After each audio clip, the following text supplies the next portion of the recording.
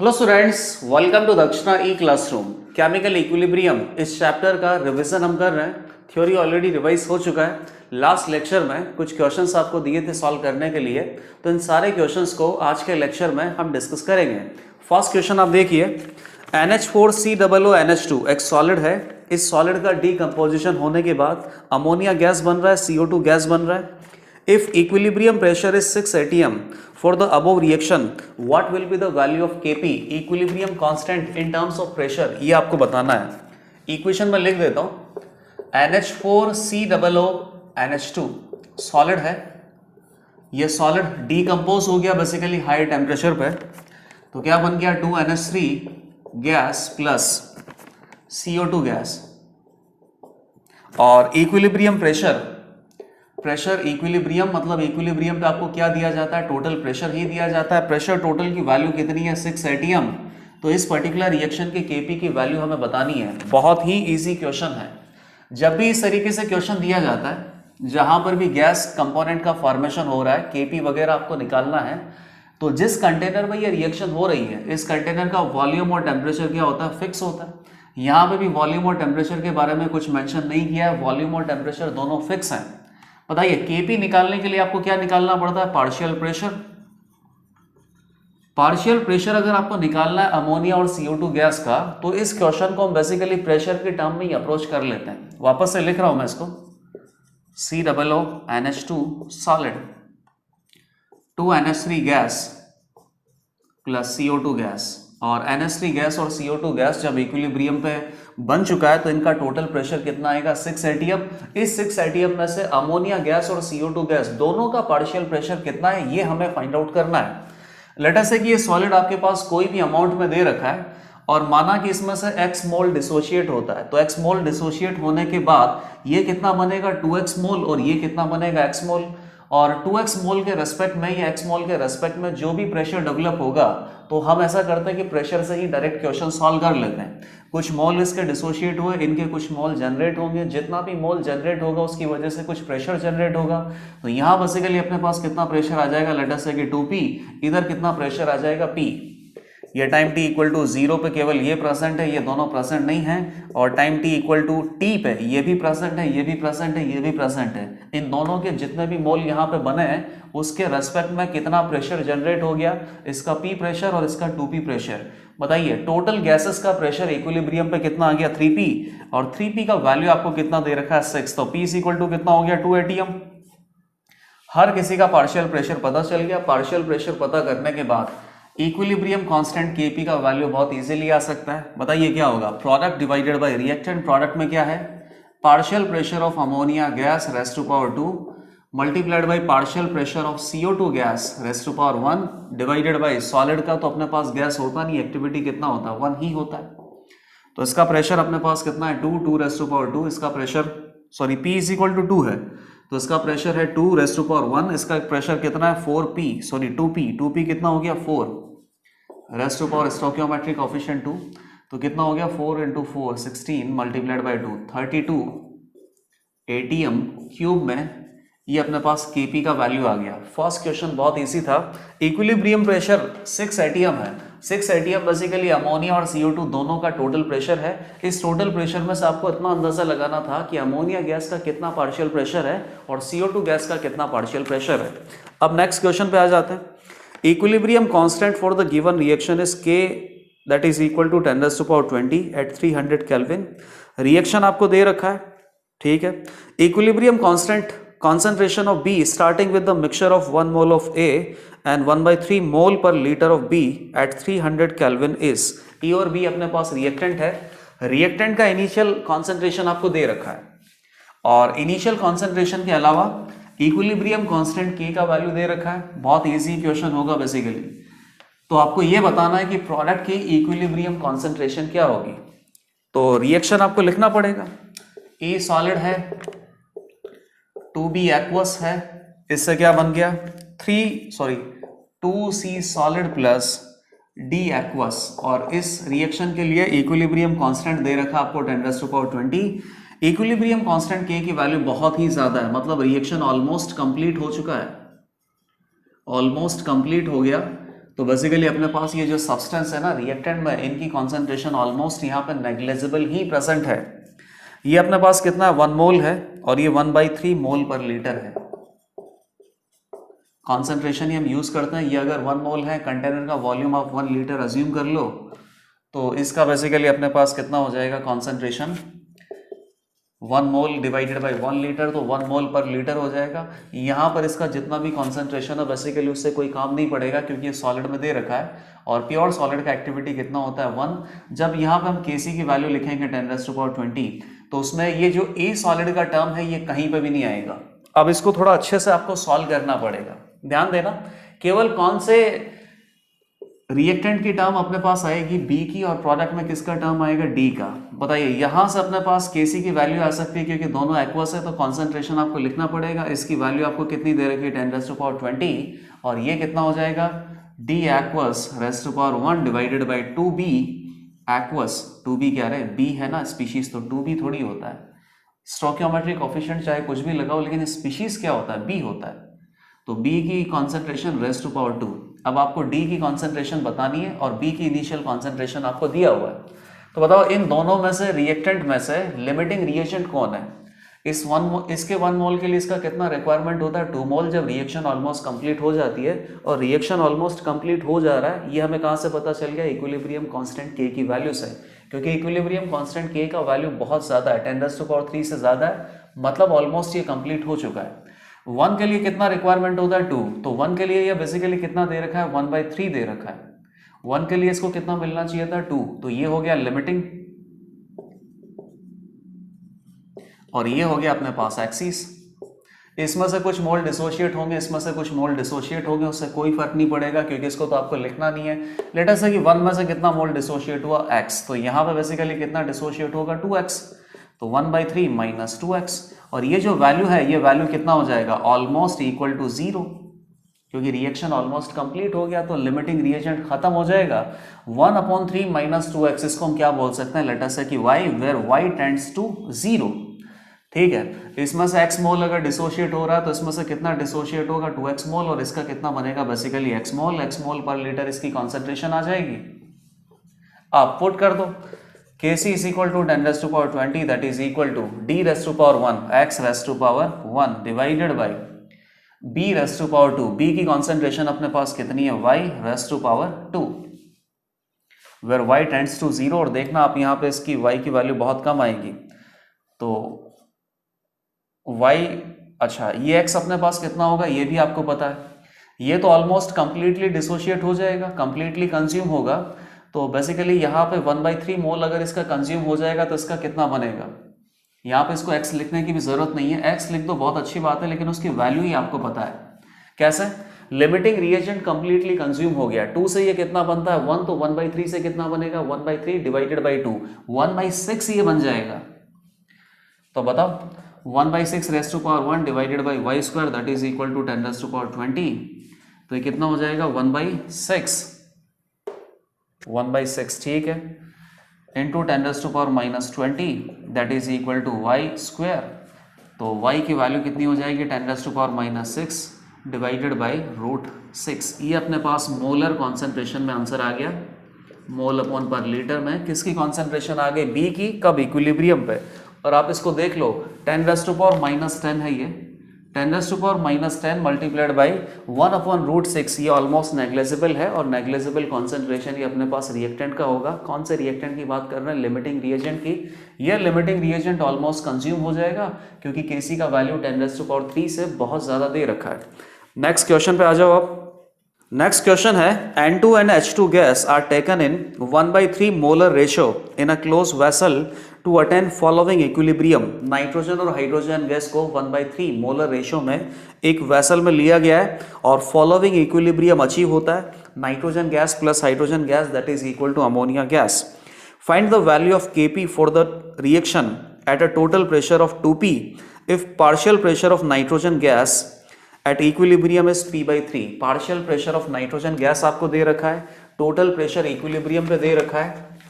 तो basically hydrogen और ammonia का अगर पार्शियल प्रेशर आपने पता कर लिया ना तो हर किसी का पार्शियल प्रेशर पता हो गया और हर किसी का पार्शियल प्रेशर पता है तो इक्विलिब्रियम कांस्टेंट Kp का वैल्यू हमें पता लग जाएगा। बहुत ही इजी क्वेश्चन है ये। ऑलमोस्ट सारे ही क्वेश्चन केमिकल इक्विलिब्रियम में इसी तरीके से होते हैं। जैसे मान लो कि कोई अपने पास रिएक्शन है, तो रिएक्शन में क्या होता है, रिएक्टेंट, और रिएक्टेंट से क्या बन गया अपने पास प्रोडक्ट। इक्विलिब्रियम कांस्टेंट या तो Kc दिया होता है या Kp दिया होता है। अब इसमें आपको इन्फॉर्मेशन क्या दिया जा सकता है, या तो इक्विलिब्रियम कांस्टेंट की वैल्यू अगर पता है तो आपसे क्या पूछा जाएगा, इक्विलिब्रियम कॉन्सेंट्रेशन ऑफ रिएक्टेंट और प्रोडक्ट। और अगर आपको इक्विलिब्रियम कॉन्सेंट्रेशन दे रखा है तो आपसे क्या पूछा जाएगा, Kc या Kp का वैल्यू।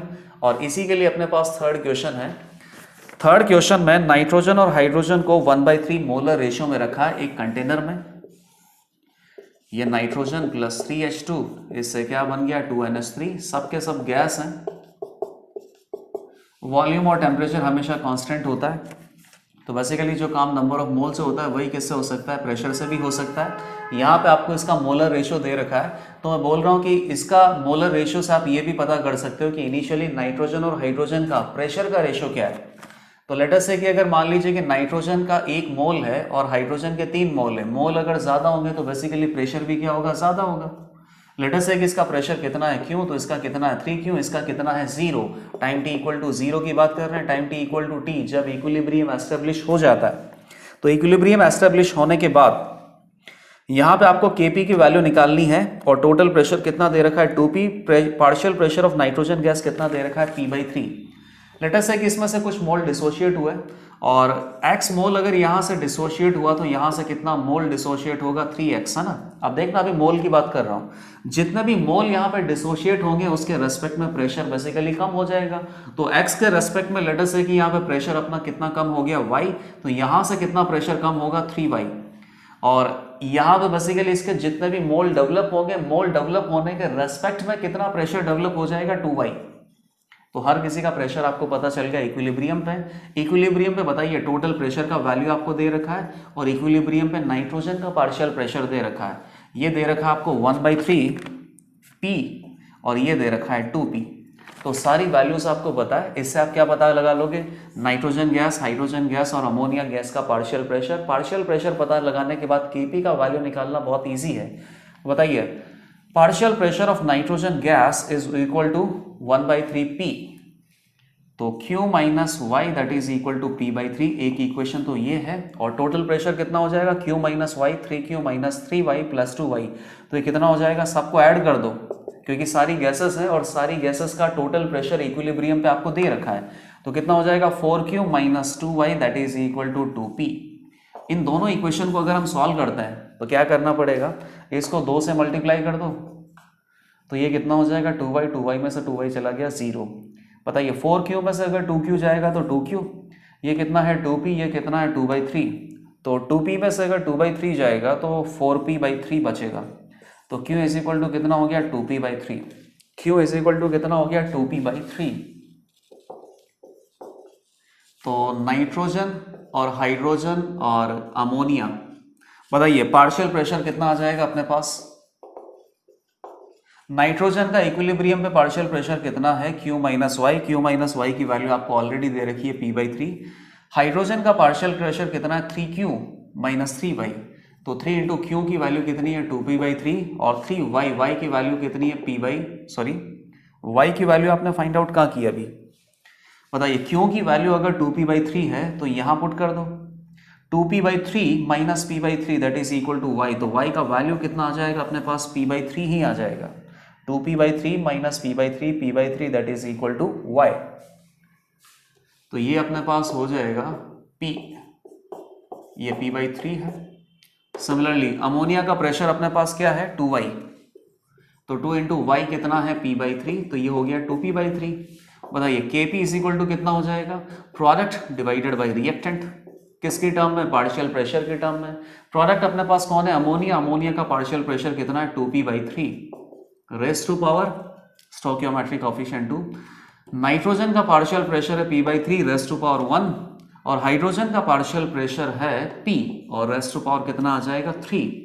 कैलकुलेट करो, Kp is equal to 4 divided by 9 हो गया, ये P स्क्वायर हो जाएगा, यहाँ है P ऊपर चला गया 3, ये P क्यूब है, तो ये 3 हो गया 4 डिवाइडेड बाई 3, नीचे आ जाएगा पी स्क्वायर। ये अपने पास किसका वैल्यू आ गया, केपी का। बहुत इजी क्वेश्चन था। शुरुआत में आपको नाइट्रोजन और हाइड्रोजन गैस का मोलर रेशियो दे रखा था। इस मोलर रेशियो के रेस्पेक्ट में आपने क्या निकाल लिया, प्रेशर का रेशियो। अज्यूम कर लिया कि नाइट्रोजन का प्रेशर कितना है, क्यू, तो हाइड्रोजन का प्रेशर कितना होगा, 3Q। अब time T equal to t में से इसमें से कुछ मोल डिसोशिएट होंगे। मोल डिसोशिएट होने के रेस्पेक्ट में इनका प्रेशर कम होगा। लेट अस से कि कितना प्रेशर कम हो गया, y, तो इसका कितना प्रेशर कम हो गया, 3y, इसका कितना प्रेशर जनरेट हो गया, 2y। तो बेसिकली q और y की वैल्यू आपको निकालनी है। q और y की वैल्यू निकालने के लिए दो इक्वेशन आपको दे रखा है। पहला इक्वेशन क्या था, partial pressure of nitrogen gas is 3/3 और टोटल प्रेशर आपको क्या दे रखा था, 2p। इन दोनों इक्वेशन को यूज करके q और y की वैल्यू निकाली। q और y की वैल्यू से नाइट्रोजन, हाइड्रोजन और अमोनिया तीनों का पार्शियल प्रेशर निकाला। पार्शियल प्रेशर से फाइनली kp का वैल्यू हमने फाइंड आउट किया। अब नेक्स्ट क्वेश्चन पे आ जाओ। टोटल 3 क्वेश्चन अभी तक हमने डिस्कस कर लिए। नेक्स्ट क्वेश्चन है, बहुत ही सिंपल क्वेश्चन है, बेसिकली थ्योरेटिकल है।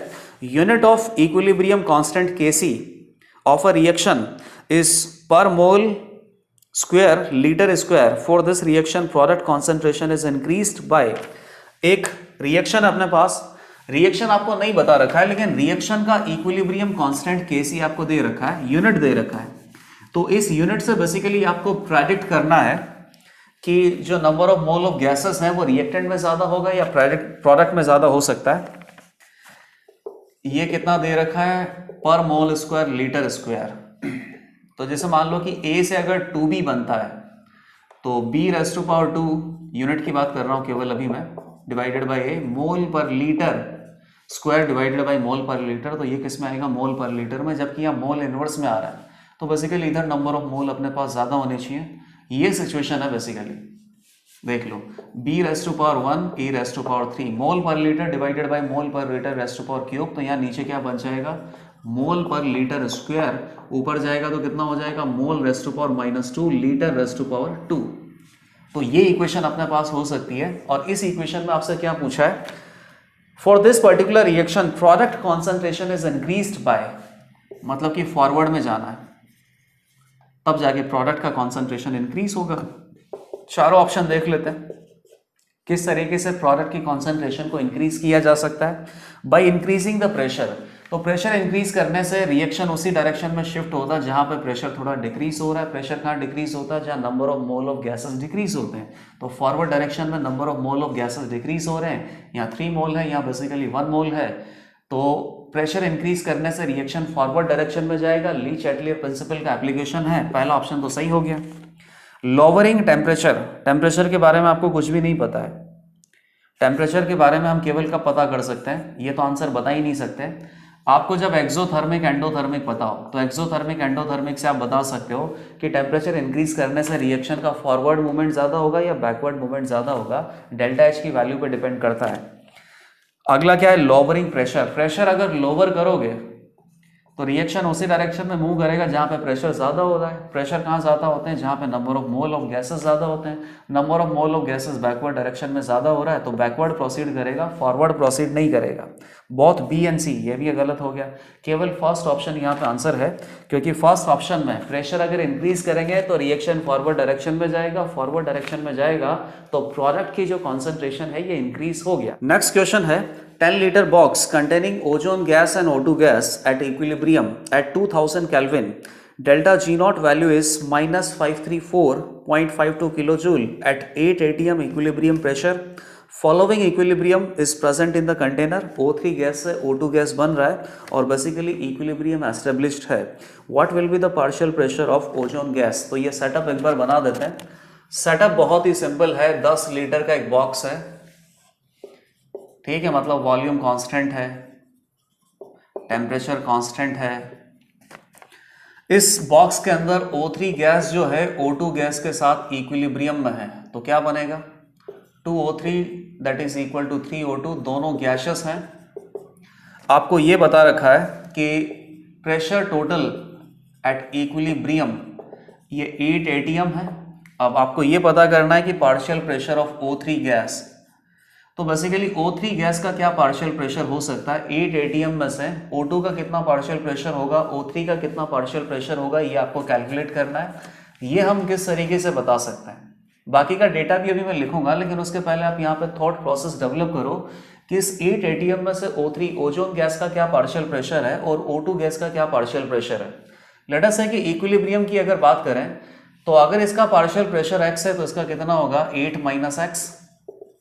पार्शियल प्रेशर आपको पता है तो यहां से आप क्या बता सकते हो Kp, और Kp का एक इक्वेशन यहां से बनाओगे। मैथमेटिकल इक्वेशन को सॉल्व करने से अपने पास किसकी वैल्यू आ सकती है x की। x अपने पास क्या हो जाएगा partial pressure of O3 gas.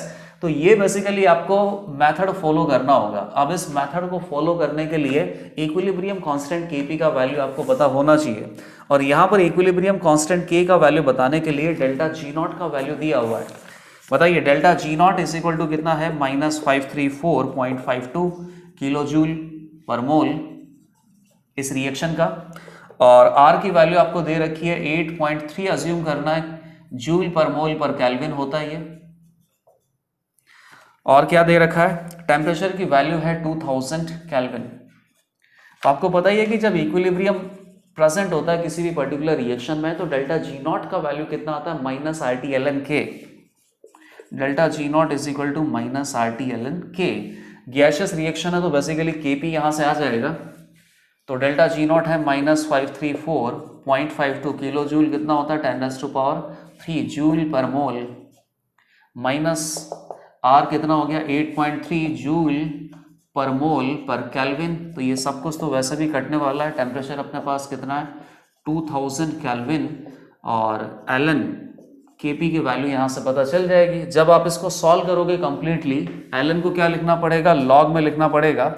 जैसे मान लो कि नेगेटिव नेगेटिव चला गया तो 534.52 इंटू 10⁻³ डिवाइडेड बाई इधर कितना आ जाएगा 2000, और कितना आ गया 8.314, और कितना आ जाएगा 2.303 का फैक्टर, और ये कितना हो जाएगा log Kp। तो यहां से जब आप इस सारी चीजों को सॉल्व करेंगे तो ये 14 आ जाएगा log Kp that is equal to 14। तो Kp का वैल्यू यहां से कितना आ जाएगा 10⁻14। अब यहां से जब आपने ये 10⁻14 निकाल लिया ना, अब ये क्वेश्चन बहुत सिंपल हो गया, और कुछ लोगों को ये क्वेश्चन बहुत डिफिकल्ट भी लग सकता है। किस तरीके से डिफिकल्ट लग सकता है वो भी मैं आपको बता देता हूँ। इक्विलिब्रियम के रिएक्शंस में, इक्विलिब्रियम के जितना भी क्वेश्चन है ना, वहां पे ये इसी टाइप से क्वेश्चन डिफिकल्ट हो सकता है जब Kp या Kc का वैल्यू आपको बहुत ज्यादा दे रखा हो। अब देखना कुछ लोग यहाँ पे कैसे अटेम्प्ट कर सकते हैं कि लेट अस से कि इसका प्रेशर कितना है x, तो इसका कितना हो जाएगा 8 - x। तो यहाँ से Kp का वैल्यू आप कितना निकालोगे product divided by reactant. Product का पार्शियल प्रेशर कितना 8 - x raise to power 3 divided by reactant का पार्शियल प्रेशर कितना x रेज़ टू पावर 2। अब इसी क्वाड्रेटिक क्या, ये तो 3 डिग्री में इक्वेशन है, इसको आप सॉल्व करते रहो, कभी भी आप इसका वैल्यू कैलकुलेट नहीं कर पाओगे। तो बेसिकली हमें ऐसे क्वेश्चंस में क्या यूज करना होता है अप्रोक्सीमेशन। इससे पहले भी मैं आपको एक ऐसा क्वेश्चन बता चुका हूं जिसमें आपने अप्रोक्सीमेशन यूज किया है, यहाँ पे भी आप अप्रोक्सीमेशन यूज करोगे, इसके नेक्स्ट वाले क्वेश्चन में भी अप्रोक्सीमेशन ही यूज करना है। Kp 10⁻14 10⁻³ से बहुत ज्यादा है, मतलब रिएक्शन ऑलमोस्ट कंप्लीट है। तो जब रिएक्शन ऑलमोस्ट कंप्लीट है तो O3 जो यहाँ पे रिएक्टेंट है ये ऑलमोस्ट नेग्लिजिबल प्रेजेंट होगा, और सारा ही कौन प्रेजेंट होगा O2। तो जो 8 एटीएम प्रेशर है ना, ये 8 एटीएम प्रेशर ऑलमोस्ट सारा ही किसका होगा O2 का। तो इसका इक्विलिब्रियम प्रेशर कितना आ सकता है ऑलमोस्ट 8 एटीएम, ये नेग्लिजिबल प्रेजेंट है, तो इसका इक्विलिब्रियम प्रेशर कितना होगा x atm where value of x tends to 0 10⁻10 10⁻20 इस टर्म में आएगा। अब बताओ Kp का वैल्यू कितना है 10⁻14 that is equal to partial pressure of O2 का पार्शियल प्रेशर कितना है 8⁻³ divided by partial pressure of O3⁻²। अब ये कितना आ जाएगा partial pressure of O3⁻² that is equal to 256 हो गया ये, मल्टीप्लाइड बाई 10⁻14। तो पार्शियल प्रेशर ऑफ O3 कितना आ जाएगा 16 इंटू 10⁻7 एटीएम। देख लो 8 एटीएम के कंपैरिजन में 10⁻7 एटीएम ऑलमोस्ट नेग्लिजिबल है। तो इस क्वेश्चन में केवल इतना आपको ध्यान रखना था कि O3 का पार्शियल प्रेशर इक्विलिब्रियम पे निकालने के लिए आप इस तरीके से अगर अप्रोच करते हो तो ये आंसर आप कभी भी नहीं फाइंड आउट कर पाते। अप्रोक्सीमेशन आपको यूज करना पड़ेगा, लेकिन उसके पहले आपको क्या वैल्यू निकालनी पड़ी, केपी की। केपी की वैल्यू अपने पास कहाँ से आ गई, delta G nought is equal to minus RT/ln K। यहाँ से आ गया, गैसियस रिएक्शन दे रखी है तो बेसिकली यहाँ से क्या आ जाएगा अपने पास केपी। तो ये क्वेश्चन भी आपने डिस्कस कर लिया। अब नेक्स्ट क्वेश्चन पे आ जाओ। नेक्स्ट क्वेश्चन में भी अगेन इसी तरीके से आपको सॉल्व करना है, ये अप्रोक्सीमेशन यूज करना ही पड़ेगा। नेक्स्ट क्वेश्चन क्या है, इन अ aqueous basic solution chloromethane undergoes following substitution reaction। SN2 reaction है, क्लोरोमीथेन की रिएक्शन OH माइनस न्यूक्लियोफाइल से किया है, तो OH माइनस न्यूक्लियोफाइल Cl को सब्स्टिट्यूट करके क्या बना देगा, CH3OH मीथेनॉल बना लेगा।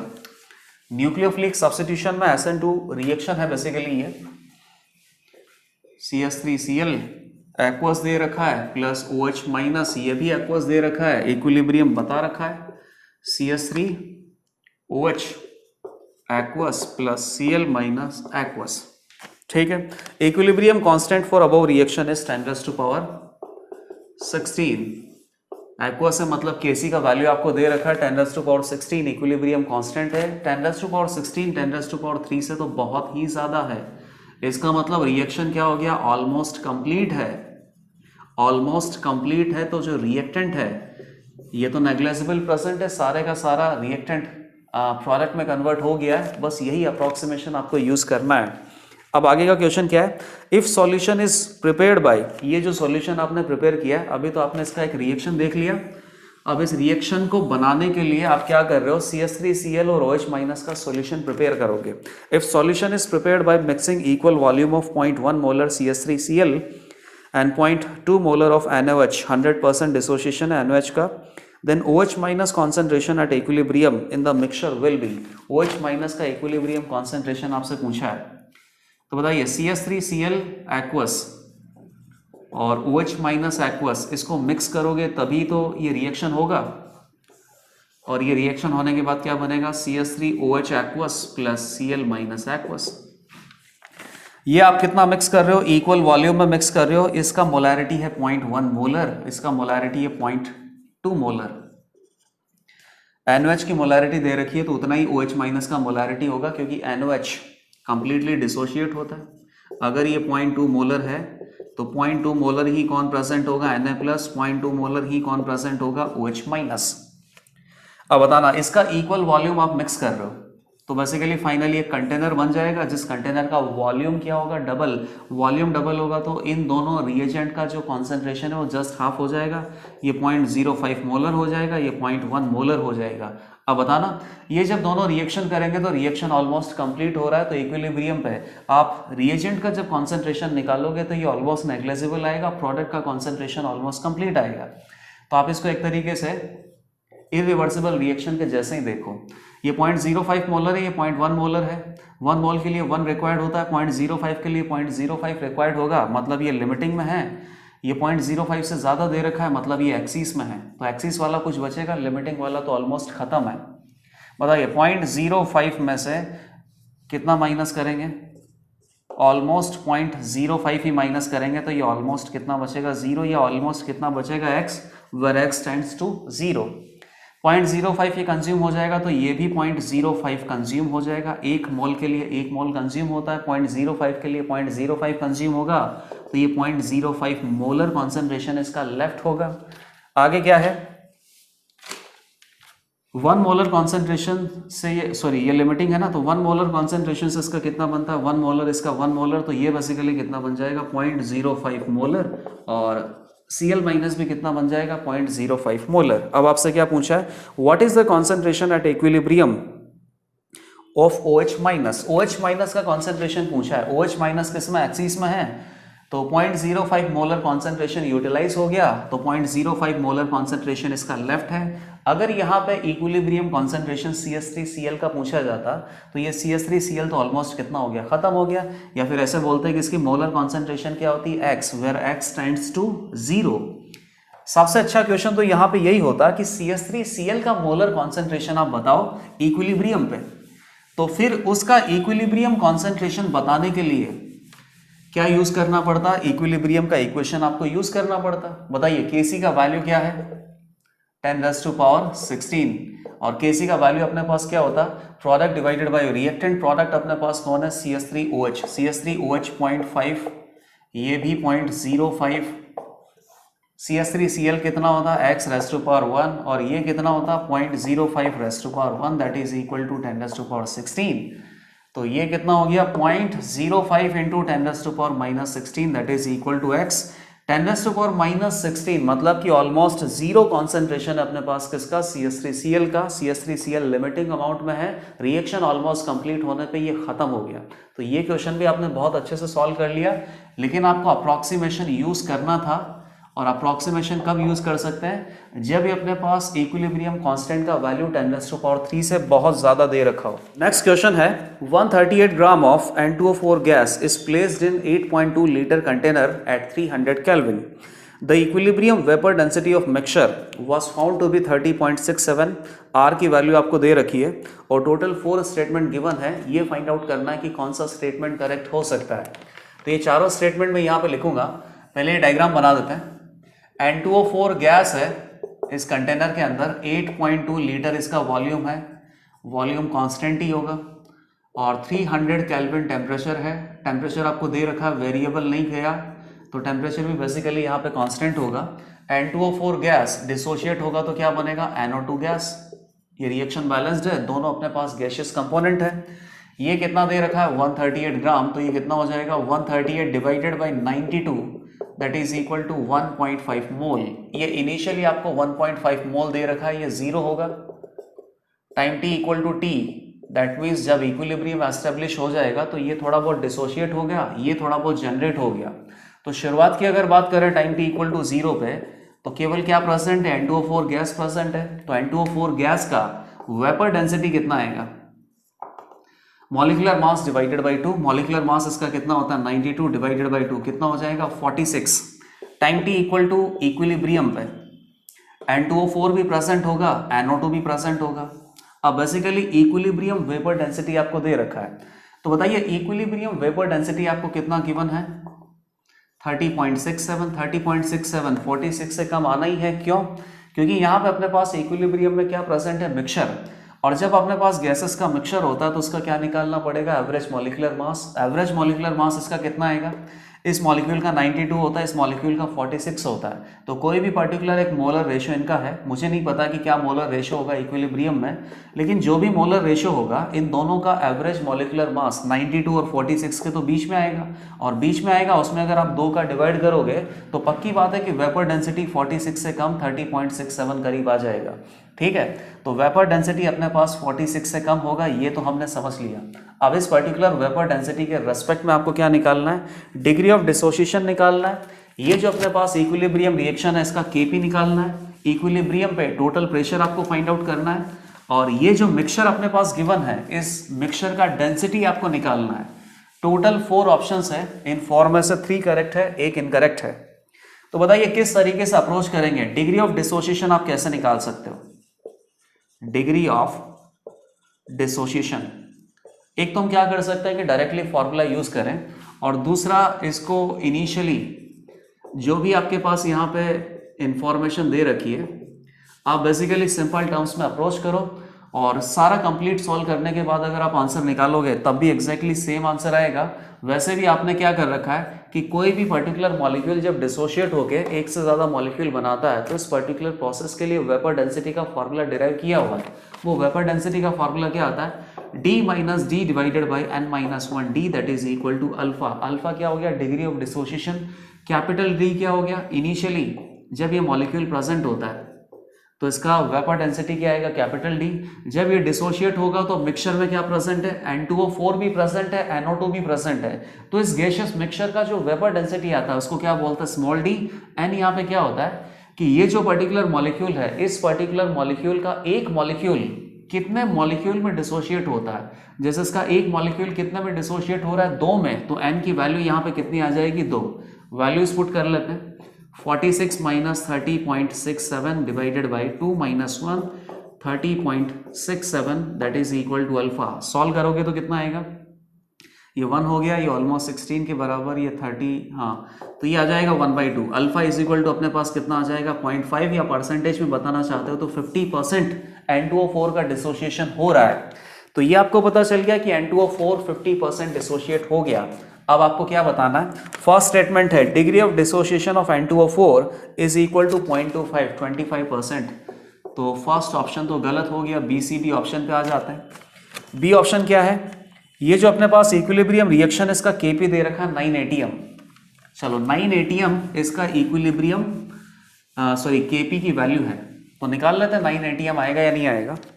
बताइए इक्विलिब्रियम कांस्टेंट अगर आपको केपी निकालना है तो क्या चाहिए, पार्शियल प्रेशर चाहिए, ठीक है ना। और पार्शियल प्रेशर अपने पास नहीं दे रखा है, वैसे हम चाहे तो पार्शियल प्रेशर हर किसी इंडिविजुअल गैस का निकाल सकते हैं, क्योंकि किसी को भी आइडियल कंसीडर करते हुए पार्शियल प्रेशर अपने पास कितना आ जाएगा, पीवी इक्वल टू एनआरटी से आ जाएगा। N2O4 हो चाहे NO2 हो, इसके मोल आपको पता है, आर की वैल्यू पता है, टेम्परेचर पता है, वॉल्यूम कंटेनर का वॉल्यूम आपको पता है। पूरे कंप्लीट कंटेनर में N2O4 और NO2 दोनों गैस यहाँ पे फैला हुआ है, तो वॉल्यूम आपको टोटल ही कंसीडर करना पड़ेगा। तो हर किसी का पार्शियल प्रेशर आ जाएगा, N2O4 का आ जाएगा, NO2 गैस का आ जाएगा। जब पार्शियल प्रेशर आ जाएगा तो पार्शियल प्रेशर की टर्म में केपी लिख देना। केपी की वैल्यू कितनी दे रखी है इन्होंने, 9 ATM। मैं बोल रहा हूँ कि केपी का वैल्यू 9 ATM ही आएगा, बी ऑप्शन करेक्ट है। और हमें कैसे अप्रोच कर सकते हैं कि मान लो कि आपके पास पार्शियल प्रेशर नहीं है, इस तरीके से अप्रोच नहीं करना चाहते हो, तो एक अप्रोच करने का तरीका ये भी है कि कंटेनर के अंदर जितनी भी गैसेस है इन सब का इक्विलिब्रियम पे टोटल प्रेशर कितना हो जाएगा, पी टोटल। अब पी टोटल के रेस्पेक्ट में आपको क्या पता करना है, इस पर्टिकुलर इक्विलिब्रियम रिएक्शन का पार्शियल प्रेशर पता करना है। पार्शियल प्रेशर पता करने से केपी का वैल्यू आएगा। ये कितना आपको दे रखा है 1.5 मोल, तो ये कितना हो गया 0। 1.5 मोल में से कितना डिसोशिएट होगा, 0.75 मोल। 50% डिसोशिएशन है, 0.75 जब डिसोशिएट होगा तो डबल बनेगा, 1.5 बनेगा। तो इक्विलिब्रियम पे आपके पास कितने मोल आ गए, 0.75 मोल, ये आ गया 1.5 मोल। बताइए पार्शियल प्रेशर कितना होता है, पार्शियल प्रेशर अपने पास कितना होता है, मोल fraction multiplied by total pressure. Late us say कि प्रेशर टोटल क्या है, P total multiplied by mole fraction. ये 0.75 है, ये 1.5 है, टोटल मिला देंगे मोल तो अपने पास कितना हो जाएगा 2.25। इसका मोल फ्रैक्शन कितना आ जाएगा 0.75 divided by 2.25, mole divided by total mole, mole fraction multiplied by P total that is equal to partial pressure. और यहां से अपने पास पार्शियल प्रेशर कितना आ जाएगा 1.5 divided by 2.25, mole fraction multiplied by P total. बताइए ये कितना हो जाएगा 1/3, ये कितना हो जाएगा 2/3। ठीक है, अब बताओ केपी का वैल्यू क्या आएगा, partial pressure of NO2 raised to power 2 divided by partial pressure of N2O4 raised to power 1। इसका पार्शियल प्रेशर कितना है, P total PT multiplied by 2/3 raised to power 2। इसका पार्शियल प्रेशर कितना है, P total multiplied by 1/3 raised to power 1। तो ये कितना हो जाएगा 1/3 से 1/3 कैंसिल आउट कर दिया, ये आ जाएगा 4/3, PT के करीब आ जाएगा, ये PT से एक PT भी चला जाएगा। तो ये अपने पास आ गया केपी का वैल्यू। अब आपको क्या पता करना है, टोटल प्रेशर इक्विलिब्रियम पे पता करना है। इस टोटल प्रेशर की वैल्यू जब आप यहाँ पे सब्स्टिट्यूट करोगे तो केपी का वैल्यू 9 ATM आएगा। अब आप बोलोगे कि सर टोटल प्रेशर कैसे पता करें, तब कहाँ से दिक्कत आ गई। टोटल अपने पास यहाँ जो गैसेस हैं, गैसेस का प्रेशर आपको पता करना है, आइडियल गैस इक्वेशन अप्लाई करना है, और आइडियल गैस इक्वेशन में जितनी भी टर्म्स होती हैं हर किसी की वैल्यू आपके पास है। PV equal to nRT, T का वैल्यू कितना है 300 केल्विन, आर का वैल्यू कितना है 0.0821 लीटर एटीएम पर मोल पर केल्विन। टोटल अपने पास गैसेस के मोल कितना है 1.5 प्लस 0.75 2.25 दोनों गैसेस। वॉल्यूम टोटल कितना है 8.2 litre that is equal to pressure total. ये सवाल जब आप कर लोगे तो टोटल प्रेशर की वैल्यू अपने पास आएगी 6.75 ATM, और यहां पे 6.75 ATM आप पुट करो 2.25 और 2.25 को इससे मल्टीप्लाई करो तो कितना आ जाएगा 9, केपी की वैल्यू आ जाएगी 9। तो ए ऑप्शन इनकरेक्ट था, बी ऑप्शन करेक्ट है, सी ऑप्शन करेक्ट है। केपी का वैल्यू 9 आएगा, टोटल प्रेशर का वैल्यू 6.75 आएगा।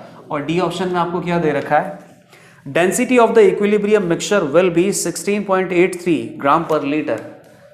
तो ये क्वेश्चन तो सबसे इजी है, डी ऑप्शन चेक करना तो सबसे इजी प्रोसेस है। इसका डेंसिटी आपको बताना है। अब डेंसिटी का फॉर्मूला क्या है, वेपर डेंसिटी, ये सब नहीं बताना है। Density is equal to simple क्या होता है, मास बाई वॉल्यूम। कंटेनर का वॉल्यूम आपको पता है 8.2 लीटर, और इस कंटेनर में जितनी भी स्पीशीज प्रेजेंट है उन सबका मास भी आपको पता है। आप चाहें तो मास यहाँ से निकाल सकते हैं इंडिविजुअल मोल से, या सिर्फ आप इतना सोचो कि शुरुआत में कंटेनर में N2O4 आपने लिया था 138 ग्राम, जब ये डिसोशिएट होगा तो NO2 बन जाएगा और N2O4 रहेगा। N2O4 का मास कम हो जाएगा, NO2 का मास ज़्यादा हो जाएगा, लेकिन दोनों को मिला के मास हमेशा 138 ग्राम ही रहेगा। मास can neither be created nor be destroyed. तो ये 138 ग्राम है डिवाइडेड बाई 8.2 लीटर, ये ऑलमोस्ट 16 टाइम्स यहाँ से क्रॉस होगा तो कितना आ जाएगा 16.83 ग्राम पर लीटर। ये अपने पास इस पर्टिकुलर कंटेनर में प्रेजेंट जो भी गैशियस मिक्सचर है, इस गैशियस मिक्सचर का डेंसिटी आपने पता कर लिया। बहुत इजीली सॉल्व कर लिया, ज़्यादा डिफिकल्ट क्वेश्चन नहीं था। वेपर डेंसिटी ऑफ मिक्सचर का जो फॉर्मूला था, अगर वो पता होता तो ये क्वेश्चन फॉर्मूले से आप करते, फॉर्मूले से करते बहुत इजीली सॉल्व होता, बहुत जल्दी आंसर भी आता।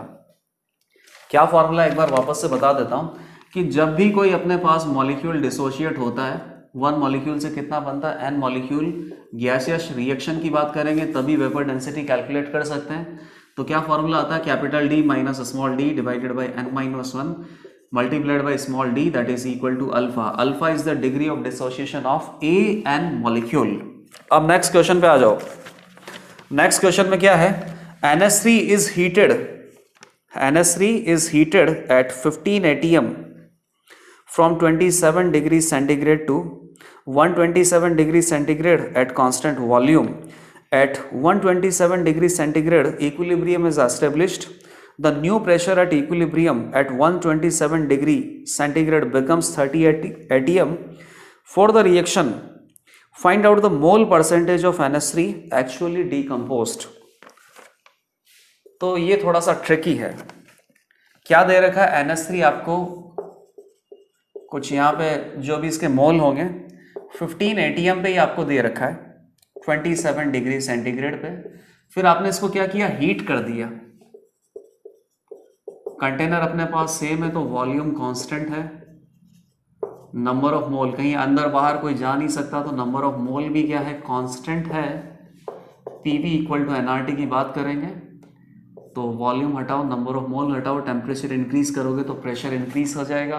127 डिग्री सेंटीग्रेड है, यहाँ पे इसका प्रेशर कितना हो जाएगा, PATM। लेकिन जैसे ही आप इसे 127 डिग्री सेंटीग्रेड पे हीट करते हो तो ठीक इसका जो भी प्रेशर यहाँ पे है, लेकिन ये NH3 गैस अब इक्विलिब्रियम एस्टेब्लिश कर लेती है। NH3 गैस डिसोशिएट होके क्या बना देता है, nitrogen gas plus hydrogen gas. तो 127 डिग्री सेंटीग्रेड पे अब अमोनिया गैस भी प्रेजेंट है, नाइट्रोजन गैस भी प्रेजेंट है और हाइड्रोजन गैस भी प्रेजेंट है। और अब यहाँ पे जो P टोटल है इक्विलिब्रियम एस्टेब्लिश होने के बाद ये कितना हो जाता है, 30 atm। ठीक है, और नाइट्रोजन अमोनिया गैस का PATM में प्रेशर कितना है, 27 से जब 127 किया ये हमें नहीं पता है। और आपको ये पता है कि जैसे ही यहाँ पे इक्विलिब्रियम एस्टेब्लिश हो जाता है तो टोटल प्रेशर नाइट्रोजन गैस का, हाइड्रोजन गैस का और अमोनिया गैस का टोटल प्रेशर अपने पास कितना आ जाता है, 30 atm। आपको ये पता करना है कि find out the mole percentage of ammonia that is actually decomposed. यहाँ पर अमोनिया जितना भी डीकम्पोज हुआ ना उसका मोल परसेंटेज पता करना है, मास परसेंटेज पता नहीं करना है। ठीक है भाई, वॉल्यूम कांस्टेंट है अपने पास और टेम्परेचर अपने पास अब तो कांस्टेंट ही है 127 पे आने के बाद। तो PV इक्वल टू nRT की अगर बात करें, वॉल्यूम कांस्टेंट डायरेक्टली कांस्टेंट, तो pressure is directly proportional to number of mole. तो बेसिकली आप यहाँ पे इन सब के इंडिविजुअली प्रेशर निकाल लो, जो कम प्रेशर करेगा वही नंबर ऑफ मोल करेगा। प्रेशर में रिडक्शन निकाल लिया तो नंबर ऑफ मोल में रिडक्शन अपने आप ही आ गया, एग्जैक्टली सेम ही आएगा। तो पहले तो आप ये पता करो कि 27 से जब 127 पे ले गए तो अमोनिया गैस का 15 atm प्रेशर यहाँ कितना हो जाएगा, ये सब कांस्टेंट है तो क्या आ जाएगा, P/T is equal to P/T। कितना हो गया, 15 डिवाइडेड बाई 27 300 केल्विन होता है, और यहाँ पे PATM divided by 127 kelvin 127 degree centigrade 400 kelvin होता है। 5 20 20 atm हो गया ये। तो अब यहाँ पे आपके पास 20 atm पे अमोनिया गैस है, टाइम टी इक्वल टू 0 पे, time T equal to equilibrium पे ये डिसोशिएट होगा तो नाइट्रोजन और हाइड्रोजन क्रिएट होगा। लेट अस से कि इसके x मोल डिसोशिएट हुए, x मोल के रेस्पेक्ट में यहाँ से जितना भी प्रेशर इसका कम हुआ वो प्रेशर मान लो कि कम हुआ 2p, p कम नहीं कर रहा हूँ क्योंकि p कम करूंगा तो उसी के अकॉर्डिंग मुझे यहाँ पे लिखना पड़ेगा। मैंने अगर 2p कम कर दिया तो इसके 2p प्रेशर कम होने की वजह से इसके कुछ मोल जनरेट होंगे, जितने भी मोल जनरेट होंगे उसके रेस्पेक्ट में कितना प्रेशर जनरेट होगा p, और इसका कितना जनरेट होगा 3p। तो ये अपने पास टोटल प्रेशर आ जाएगा 127 डिग्री सेंटीग्रेड पे जब इक्विलिब्रियम एस्टेब्लिश हो चुका है।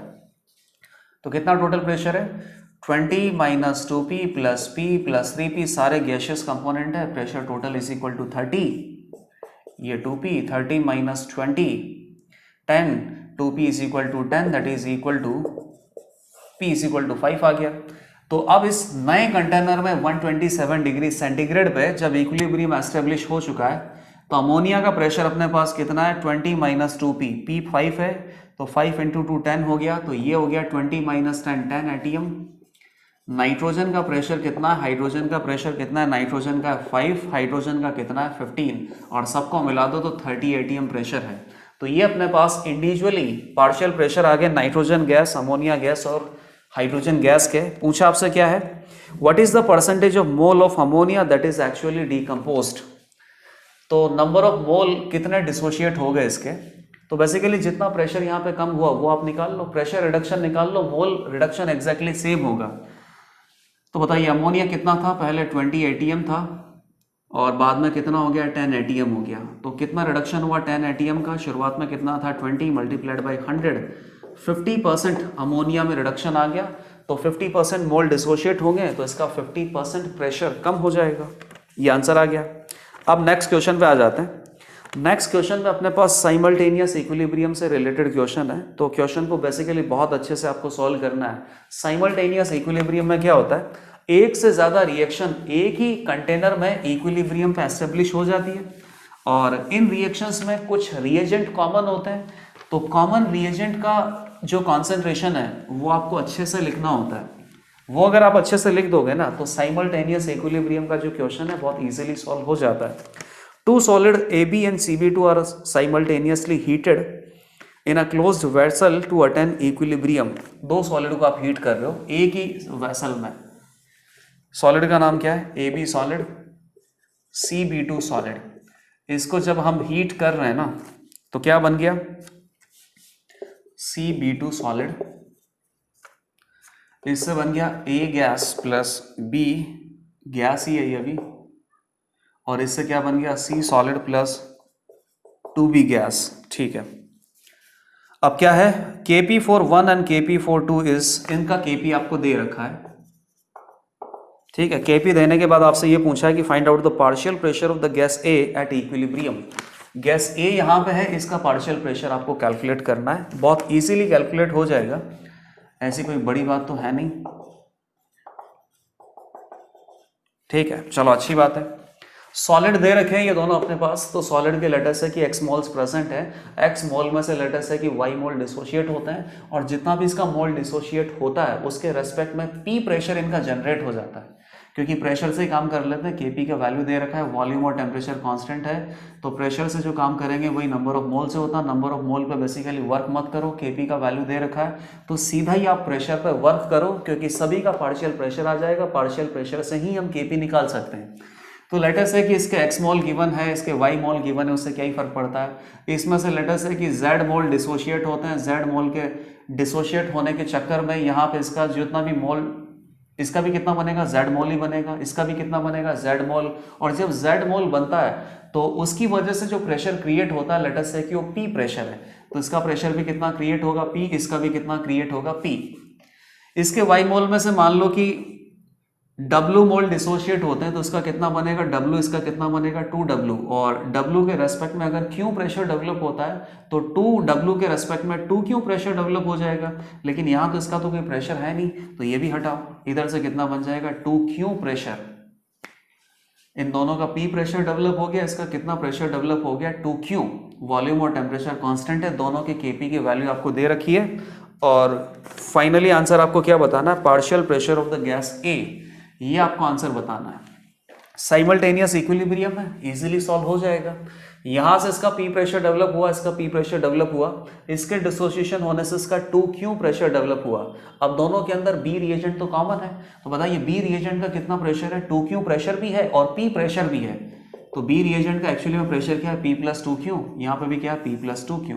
एक कंटेनर में रिएक्शन हो रहा है और बी का जितना भी प्रेशर है वो आपने यहाँ पे लिया हुआ है। अब फर्स्ट इक्वेशन से आप सॉल्व करो, partial pressure of A raise to power 1 partial pressure of B raise to power 1, यही बनेगा। दोनों के सामने स्टोइकियोमेट्रिक कोएफिशिएंट 1 और 1 ही है, तो partial pressure of A multiplied by partial pressure of B that is equal to 4.8 into 10⁻⁻⁶। ये कितना है? P, ये कितना है? P + 2Q। Similarly partial pressure of B raise to power 2 ही आ जाएगा ये तो, that is equal to 5.76 into 10⁻⁻⁶। और पार्शियल प्रेशर ऑफ B कितना है? P + 2Q raise to power 2 that is equal to 5.76 into 10⁻⁻⁶। इन दोनों इक्वेशन को सॉल्व करना है, दो ही वेरिएबल है, ठीक है। तो जब इन दोनों इक्वेशन को सॉल्व करेंगे तो या तो आप इसको स्क्वायर कर दो, दोनों को डिवाइड कर दो, तब भी आंसर आ जाएगा, ठीक है। इसको इससे डिवाइड करेंगे तो चला गया P divided by P + 2Q that is equal to, ये 48 है ना, तो ये कितना हो जाएगा? 2.4, ये हो जाएगा 2, 1.2 हो जाएगा ये, और 10⁻⁻⁶ दोनों का ही कट जाएगा, तो P divided by P + 2Q that is equal to 1 divided by 1.2। अब आगे देखो 1.2P और ये P, तो 0.2P हो जाएगा ये, that is equal to 2Q, तो P is equal to 10Q आ जाएगा ये। P और Q में आपने रिलेशन निकाल लिया, P is equal to 10Q।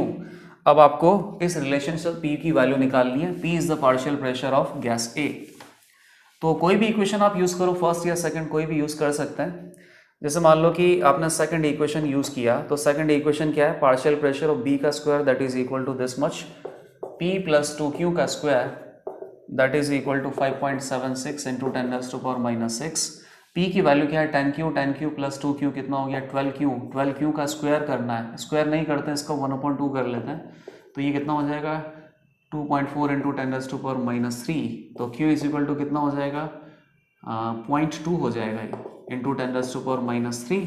Q की वैल्यू आपने फाइंड आउट कर ली, तो P का वैल्यू कितना होगा? 10Q, 10 इंटू 0.2 इंटू 10⁻⁻3, तो 2 into 10⁻⁻3 that is equal to P।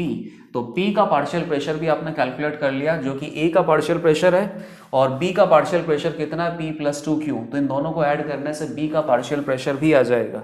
तो ये साइमल्टेनियस इक्विलिब्रियम का क्वेश्चन था, बहुत इजीली हमने सॉल्व कर लिया। Kp की वैल्यू दे रखी थी, तो Kp का वैल्यू अगर आपको निकालना है तो पार्शियल प्रेशर चाहिए।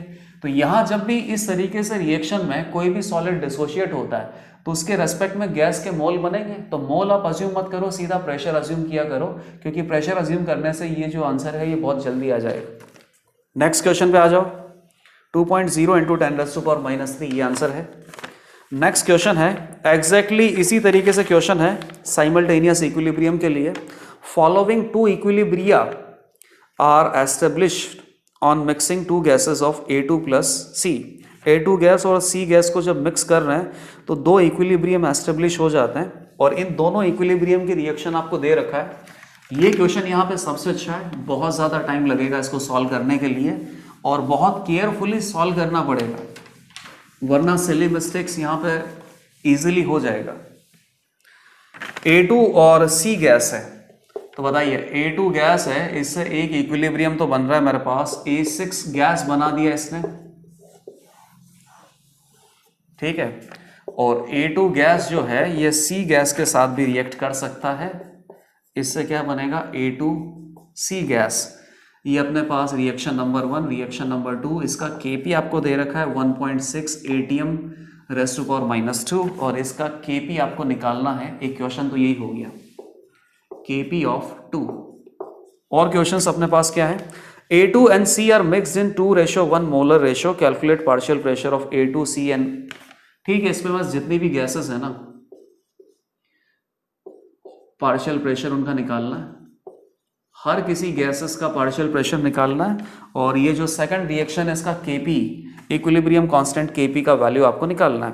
गिवन आपके पास क्या है कि टोटल प्रेशर 1.4 एटीएम है और partial pressure of a gas 0.2 ATM है।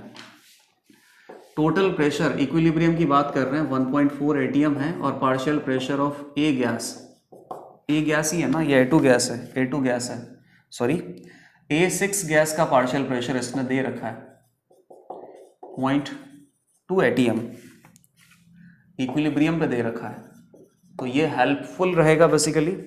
और क्या बता रखा है कि A2 और C को जब मिक्स करते हैं इनिशियली तो 2:1 के मोलर रेशियो में आप इसे मिक्स करते हो, 2:1 molar ratio of A2 gas and C gas. ठीक है, बाकी यहाँ पे वॉल्यूम टेम्परेचर सब कांस्टेंट होगा, Kp आपको दे रखा है तो अपन सीधा ही प्रेशर के टर्म में से सॉल्व करेंगे। लेट अस से कि A2 गैस के 2 मोल हैं तो C गैस के 1 मोल होंगे। C गैस के 1 मोल की वजह से माना कि इसका प्रेशर कितना क्रिएट होता है P, तो इसका कितना क्रिएट होगा 2P, और ये इनिशियली की बात कर रहा हूं मैं। तो बताइए initially time t equal to 0 की अगर बात करूं तो A2 गैस का क्या प्रेशर है 2P, ये 0 है। यहाँ पे भी टाइम t इक्वल टू 0 पे A2 गैस सेम ही तो है, सेम कंटेनर सेम गैस है, साइमल्टेनियस इक्विलिब्रियम की बात है। ये 2P गैस है, ये P है और ये 0 है। अब उसके बाद क्या हुआ कि यहां से माना कि इसके कुछ मोल डिसोशिएट हुए, जितना भी मोल डिसोशिएट हुए उसके रेस्पेक्ट में इसका कुछ प्रेशर कम होगा, जितना प्रेशर कम होगा उसके रेस्पेक्ट में इसका कुछ प्रेशर जनरेट होगा। जैसे मान ला कि इसके 3x मोल डिसोशिएट हुए तो इसका कितना बनेगा x मोल के रेस्पेक्ट में जो प्रेशर डेवलप होगा उसको मैं बांध देता हूं 3x मोल के रेस्पेक्ट में जो प्रेशर यहाँ पे डिसोशिएट होगा और x मोल इसका बनेगा, तो x मोल के रेस्पेक्ट में जितना प्रेशर जनरेट होगा उसको मैं मान लेता हूँ, लेट अस से कि स्मॉल a मान लेता हूँ। तो यहाँ से कितना चला गया होगा 3a, ये आ गया एक तो अपने पास। सिमिलरली इस रिएक्शन में यहाँ पर ये डिसोशिएट होंगे तो इसकी वजह से A2C बनेगा। लेट अस से कि यहाँ पे इसका y मोल डिसोशिएट होता है तो इसका भी y डिसोशिएट होगा, इसका y बनेगा। y मोल के रेस्पेक्ट में इसका जितना प्रेशर कम होगा उसको मान लेता हूं B, तो 2P माइनस इसका प्रेशर कितना कम हो गया B, तो P में से B चला जाएगा और ये कितना बनेगा B प्रेशर। अब A2 पे आ जाओ भाई, A2 ही यहाँ पे अपने पास क्या दे रखा है, एक ऐसा रिएजेंट है जो दोनों रिएक्शंस में कॉमन है। A2 में अपने पास क्या प्रेशर है 2P में से 3A भी कम हो रहा है और 2P में से B भी कम हो रहा है, तो बेसिकली A2 का प्रेशर अपने पास क्या हो गया 2P minus 3A minus B, और 2P minus 3A minus B, ये अपने पास A2 का प्रेशर आ गया। आप सॉल्व कर लेते हैं, अब तो बहुत इजीली सॉल्व होगा ये। बताइए टोटल प्रेशर अपने पास कितना है 1.4 एटीएम, और प्रेशर टोटल कितनी गैसेस का है A2 गैस का, और कौन सी गैस है A6 गैस का, और कौन सी गैस है अपने पास C गैस है, और कौन सी गैस है A2 गैस है, A2C और A6 गैस, 4 गैसेस हैं। इन चारों गैसेस का टोटल प्रेशर आ रहा है इक्विलिब्रियम पे 1.4T। तो 1.4 is equal to A2 gas का क्या प्रेशर है, A2 गैस का क्या प्रेशर है 2P minus 3A minus B। A6 gas का क्या प्रेशर है A, C गैस का क्या प्रेशर है P माइनस B, और A2C गैस का क्या प्रेशर है B से B गया, और ठीक है 1.4 इज इक्वल टू P और P 3P हो गया माइनस 3A, तो माइनस का 2A हो गया माइनस का B हो गया। एक इक्वेशन तो ये आ गया। P, A और B का वैल्यू आपको फाइंड आउट करना है। Partial pressure of A6 gas आपको कितना दे रखा है 0.2 ATM, partial pressure of A6 gas कितना है A इज इक्वल टू 0.2, तो एक वैल्यू तो आपके पास ये आ गया। A की वैल्यू 0.2 पुट करो तो ये कितना हो जाएगा 0.2 इंटू 0.2 0.4 कितना हो गया 1.8 3P माइनस B। बस P और B की वैल्यू फाइंड आउट करनी है। एक इक्वेशन ये है, एक इक्वेशन और डेवलप होगा। डेवलप कहाँ से होगा, ये Kp का वैल्यू आपको दे रखा है, ये सब हटा देता हूँ। प्रेशर टोटल आपने यूज कर लिया, partial pressure of A6 gas आपने यूज कर लिया। यूज करने के बाद अब उनका कोई इंपॉर्टेंस नहीं है। क्या यूज नहीं किया Kp का वैल्यू, बताइए Kp इज इक्वल टू 1.6 पर atm square, that is equal to partial pressure of this A raise to power 1 divided by partial pressure of this raise to power 3। इसका partial pressure कितना है 2P minus 3A minus B raise to power 3।